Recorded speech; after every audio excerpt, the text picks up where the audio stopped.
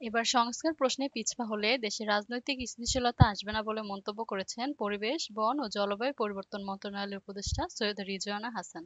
তিনি বলেছেন, সংস্কারের বিষয়ে ঐক্যমত হতে হবে। এক্ষেত্রে কেউ কাউকে প্রতিপক্ষ ভাবা ঠিক নয়। শুক্রবার দুপুরে কৃষিবিদ ইনস্টিটিউশন বাংলাদেশ মিলনায়তনে ঐক্য কোন পথে শীর্ষক অধিবেশনে অংশ নিয়ে সৈয়দ রিজওয়ানা হাসান এ কথা বলেন। ঐক্য, সংস্কার ও নির্বাচন নিয়ে ২ দিনব্যাপী এই সংলাপে আজ ছিল প্রথম দিন। এ সংলাপের আয়োজক ফোরাম ফর বাংলাদেশ স্টাডিজ সংলাপে সৈয়দ রিজওয়ানা হাসান বলেন, আমাদের মনে রাখতে হবে, আমরা যদি ছকে ফেলা রাজনীতিকে বদলানোর চেষ্টা করি, বৈষম্য ভাঙার কথা বলি, এই যাত্রা কোনোদিনও সহজ হবে না। খুবই কঠিন রাস্তার মধ্য দিয়ে আমাদের যেতে হবে। তার জন্য আমাদের ধৈর্য রাখতে হবে।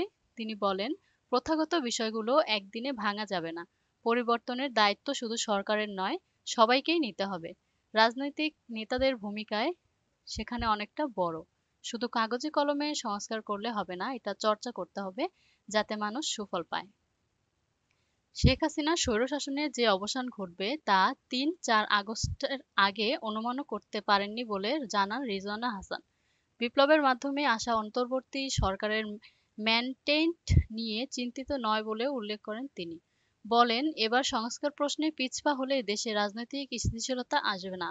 আবার সংস্কারে জনমতের প্রতিফলন ঘটাতে না পারলে রাজনৈতিক স্থিতিশীলতা অর্জন কঠিন হবে।